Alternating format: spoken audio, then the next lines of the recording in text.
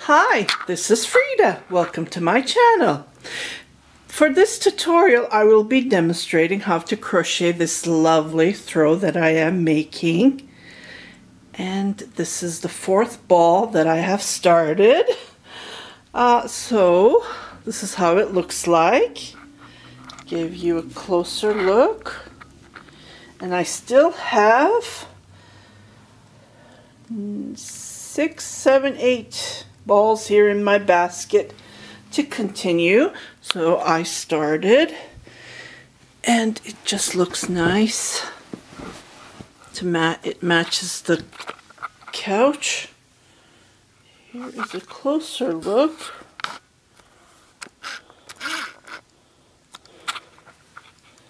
So let's get started on how to crochet this lovely throw that I am making. This is the set my son bought. Here's the single chair, the 2-seat, and the 3 sofa.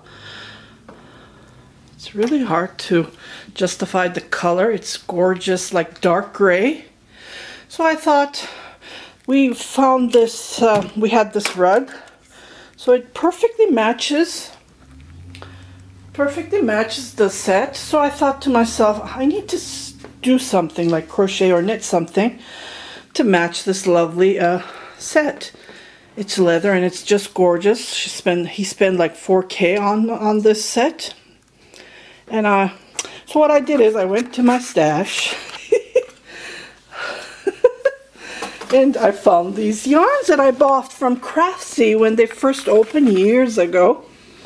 And then those times the shipping was very cheap to ship to Canada. I think I was paying like $2.50. Can't remember. So I found out that I had about 12 of this. You can buy these at Michael's as well. I don't know if they carry the same color. It's Wool and Ease Lion brand yarn. It's lovely. It's 170 grams, 6 ounces, 97 meter, 106. 106. Oh, let me focus this. I don't know if you can see it. It's really hard to see. It's 106 yards, and it says to you use a 9mm crochet hook, N or a 13. I don't know. It says here. So I grabbed my crochet hook. So I'm going to start this with you guys. And it's just a very easy pattern. I'm going to use my chainless foundation chain, and I'm going to just figure out how long I want it, and we're just going to use the double crochet method. So I just wanted to share it with you guys before I start. And this color, I was thinking to make a sweater or a cardigan for myself, and I said no, it's too bulky. Like, I bought this years ago. I don't know when Craftsy opened. Was it 2009? So, even though I grabbed this at one of the containers, I still have so much yarn. Okay, so let's get started. Grab the yarn that you want. I'm going to use all of this yarn that I have. There's 12 of them. And here's how I bought these. They came like this. Now I'm trying not to buy as much yarn as I used to. Sometimes I can't help myself, but what can you do? I'm a hoarder. I'm a yarn hoarder. Okay, so let's get started. Okay, I'm just going to put this on my thingy here that holds my camera. Okay, so let's get started. Okay, so I pulled the yarn from the inside. That's how I like to knit or crochet. Either way, it's very easy. It just pulls up like this. And look what came out. Oh my goodness, this is from, I think this is from the outside. Yeah. I hate doing knots, so I don't do knots anymore. So I do have a tutorial on how to not to do knots. Because even when you do knots, it shows up on your finished item. And I don't like that. Okay, so I grabbed my crochet hook. I bought this and never used it. I believe at Michael's. It's It's a 9mm crochet hook. It's an N, I believe a US N, and it's very light. Okay, so I'm going to do, I do have a couple of tutorials, couple of ways how to do the stretchy chainless 1, 2, 3. I'm going to do 4. I'm not going to do at the last. I try to not to do work on this the first stitch because it can unravel, right? And try to tighten that. So now I'm going to do a yarn over. Okay. I think I did this tutorial a couple of years ago on how to do the stretchy chainless foundation chain. Oh, we're going to pull it at 3, not 2. And the finished look will look like you did a double crochet, but you're pulling up at 3. So just like this, 2, 3, yarn over, and then on the first that we pulled, I'm going to come here, grab those 2 V's, we come back to this point. So just like this. And when you turn it, it looks like a double crochet. So the first row is going to be double crochet, but I'm going to be skipping that first row. I'm just doing this way, and it's very stretchy.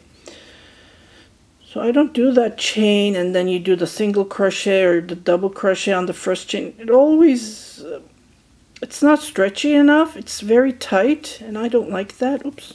Yeah, the right one. This one will go in between.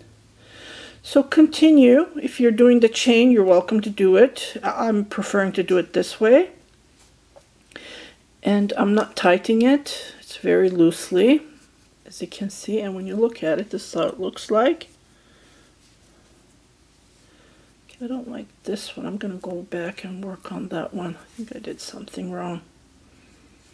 Yeah, if you feel it's not good, go back and fix it. Yeah. Or else you will finish the project and your eyes will be on the same spot. You would say, what did I do here? Like you, that's why I would always fix it. Okay. So just like this. Yarn over. Go to the first one that you did. You pulled the 2. It's very soft yarn. Just want to comment about that. And it says machine washable, but I never wash my hand knitted items. I do spin it, like when I wash it with my hands. I put it in the washer and I spin all the water and I just lay it flat. Okay, just like this. So 1, we come back to this one, so hold that one if you want to. And then yarn over, then grab the 2 V's. Just like this. So crochet as long as you want, and we will come back to do the second row of the blanket. Oh wow, this color is gonna look fantastic. Yeah. Okay, so I have crocheted the length I wanted, and I am going to do is chain 2, turn my work. Okay, we're going to create these ridges, right? And we usually do is we crochet like this. But for this, to create the ridges, we're going to go to the back, just like this, and just crochet on this single, and pull it at once, just like this. Instead of grabbing the V's, we're just grabbing the back of the V and just grabbing that loop and pulling it once. So this is how we create the ridges. And with this bulky yarn, this throw is going to be fantastic. Okay, so this is all to it, and we just repeat what we're doing all the way to the end. And basically this is all we do. And this is how we create these ridges, as you can see. This is how it looks like at the back. But when we come here, we're going to grab the back loop, not the front. And this is how we create the ridges. So continue crocheting all the way to the end, and I'm going to show you a trick how to make it nice and smooth.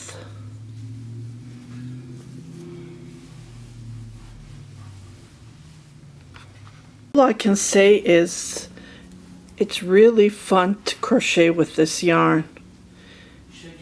Okay, and I'm at the last, I'm at the edge here. So this is the last. What I'm going to do is I'm going to grab the 2 instead of the back loop to give that nice edging look. So grab this one and grab this one. I think I have carpal tunnel. My left arm is tingling. Yeah. Because of knitting, I'm assuming. Oops, I couldn't grab it. What? Where are you? Okay. It's pretty loose here. And the yarn is bulky. Just can't find it. And okay, let me come back. My arm is tingling. Okay, I grabbed it. Sorry about that. It's bulky and it's tough. So I grabbed the 2 and then I'm going to pull it at once. Okay, so this is the last one, and I'm going to chain 2, turn my work, and here's the first. So I'm going to grab it from the back, and this is all to it. And it goes so fast. I'm just wondering how many rows I'm going to use for this entire ball, because it's bulky, right, and it's going fast. It's like this is the 3rd row. Well, I'm counting the foundation chainless chain that I did, so you count that one too. So 1, 2, 3, or else you had to do is chain and then start doing the half double crochet. Okay, so continue crocheting like this from the back. Just grab it like this and pull it at once. It's really fun, and it's growing fast. See? This is how it looks like. The ridges. This is how you create the ridges.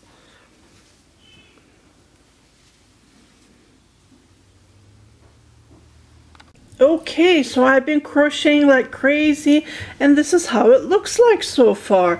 So one ball, with the foundation chainless, counting that, with one ball I did 7 rows.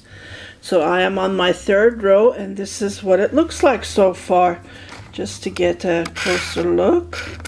Isn't this gorgeous? I just love it how it's turning out.